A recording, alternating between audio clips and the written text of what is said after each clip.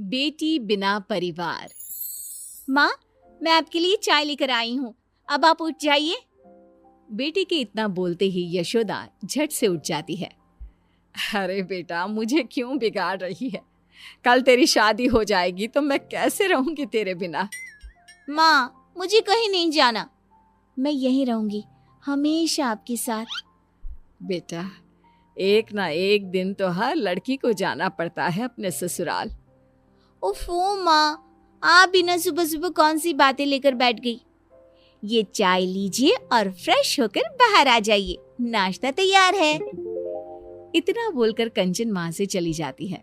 कंचन की बढ़ती उम्र देख यशोदा को उसकी शादी के ख्याल आने लगते हैं, जिसके बाद वो कंचन के लिए लड़का ढूंढना शुरू करती है। कुछ दिन बाद। कंचन, कहाँ है तू? देख, मैं तेरे लिए चॉकलेट लाया हूँ। चॉकलेट देखकर कंचन खिलखिलाकर हंसने लगती है। इस पर कंचन के पिता उससे कहते हैं, कंचन बेटा, अब तेरी शादी होने वाली है, ये सब चॉकलेट खाने के शौक छोड़ दे बेटा। कंचन कुछ कहती उसके पहले उसका भाई राहुल बोल पड़ता है, पापा, इतनी भी क्या जल्दी है? अभी तो कंचन छोटी है। अरे इतनी भी छोटी नहीं है तेरी बहन।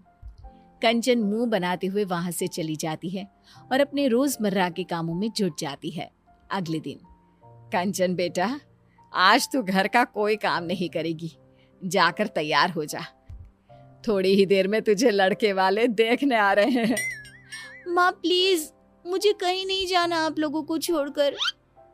जाना तो पड़ेगा ना बेटा, दुनिया की यही रीत है, हर लड़की को एक ना एक दिन पराए घर जाना ही पड़ता है। चल अब जा, तैयार हो जा जल्दी से। माँ की बात मानकर कंचन तैयार होने चली जाती है, जिसके कुछ घंटे बाद लड़के वाले भी कंचन को देखने उसके घर पहुंच जाते हैं। दोनों ही परिवारों को रिश्ता मंजूर हो जाता है और एक सप्ताह बाद कंचन की श्लोक के साथ शादी हो जाती है। कंचन के जाने के बाद सभी को घर बहुत खाली खाली सा लगने लग जाता है। माँ, मुझे छोटी की बहुत याद आ रही है, वो होती तो अभी पूरे घर में इधर से उधर नाच रही होती।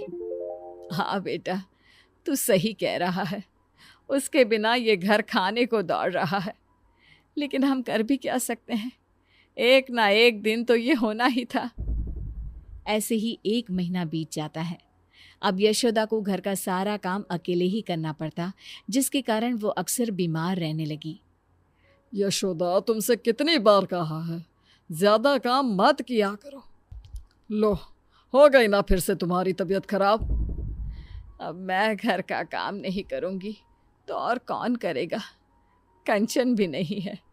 मेरी बेटी ने आज तक कभी मुझे कोई काम नहीं करने दिया, जिसके कारण अब मेरा शरीर काम का ज्यादा भार सहन ही नहीं कर पाता। क्यों ना हम राहुल की शादी करवा दें? बहू आएगी तो तुम्हारी भी थोड़ी बहुत मदद हो जाएगी। हाँ, ये अच्छा आइडिया है। घर वाले शादी की बात शुरू करते हैं और देखते ही देखते कुछ महीनों में राहुल की शादी अंजलि नाम की लड़की से हो जाती है और घर में आते ही अपने व्यवहार और स्वभाव से अंजलि सभी का दिल जीत लेती है। शादी के कुछ दिनों बाद। बहू, जरा चाय तो पिला दो, सुबह से चाय नहीं पी है। अंजलि अपने ससुर के लिए चाय बनाकर लाती है। लीजिए पापा जी, आज डिनर में क्या बनाना है? अरे बेटा, जो तेरी इच्छा है वो बना ले।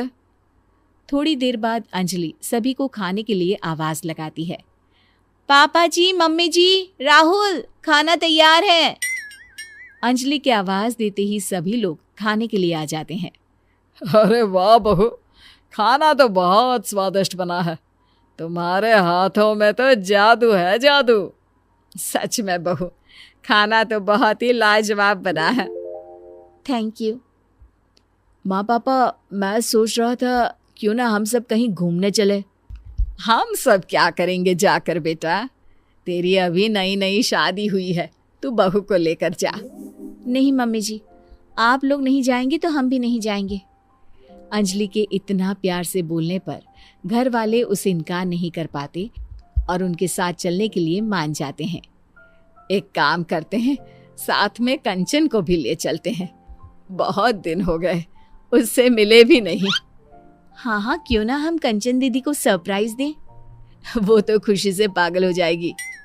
ठीक है, फिर मैं आज ही उसे यहाँ आने को बोलती हूँ। उसके बाद हम सब उसे सरप्राइज देंगे, फिर सब साथ में घूमने जाएंगे। फिर क्या था। यशोदा तुरंत कंचन को फोन मिलाकर बैठ जाती है, जिसमें दोनों माँ बेटी की लंबी बातें चलने लगती है। और उसी में, तुझे पता है कंचन, तेरी भाभी बहुत अच्छी है। जरूर पिछले जन्म में मैंने कोई अच्छे कर्म किए होंगे जो मुझे अंजलि जैसी बहू मिली है। अपनी माँ के मुंह से किसी और की इतनी तारीफें सुनने के बाद कंचन को अपनी भाभी से जलन होने लगती है। माँ, आपको नहीं लगता आप कुछ ज्यादा ही बहू की तारीफ कर रही हैं? कहीं भाभी आपके हाथ से फिसल ना जाए। अरे नहीं नहीं बेटा, वो ऐसी नहीं है। तू एक काम कर, कुछ दिनों के लिए यहीं आ जा। इसी बहाने अपनी भाभी को अच्छे से पहचान लेना। भाभी से तो अब मुझे मिलना ही पड़ेगा। उन्होंने उस घर में मेरी जगह जो ले ली है। अगले दिन कंचन अपना सामान लेकर मायके पहुंच जाती है, जहां अंजलि उसके लिए चाय नाश्ता लेकर आती है। दीदी, तुम्हारे ससुराल में सब कैसे हैं? मेरे ससुराल में सब ठीक है। आप यहाँ का बताइए कि सारा काम आप बराबर कर लेती है ना? माँ से तो नहीं करवाती काम। अरे कैसी बात कर रही हो आप दीदी? मैं भला मम्मी जी से कोई काम क्यों करवाऊंगी? ऐसा होना भी नहीं चाहिए, वही आपके लिए बेहतर होगा। कंचन, ये क्या तरीका है अपनी भाभी से बात करने का? हाँ माँ, अब तो आपको मैं ही गलत लगूंगी ना। ऐसा नहीं है कंचन, तुम गलत समझ रही हो। आपसे तो मुझे बात ही नहीं करनी। इतना कहकर कंचन अपने रूम में चली जाती है। अंजलि बेटा, कंचन की बात का बुरा मत मानना। उसका अभी शायद मूड खराब है। कोई बात नहीं मम्मी जी, मुझे उनकी बातों का बुरा नहीं लगा। अगले दिन अंजलि रसोई में खाना बना रही होती है, तभी वहां कंचन आ जाती है। भाभी, आप रहने दीजिए, आज खाना मैं बना देती हूँ। अरे नहीं नहीं दीदी, आप मेहमान हो, कुछ दिन आराम करने का मौका मिला है, मैं आपसे काम नहीं करवा सकती।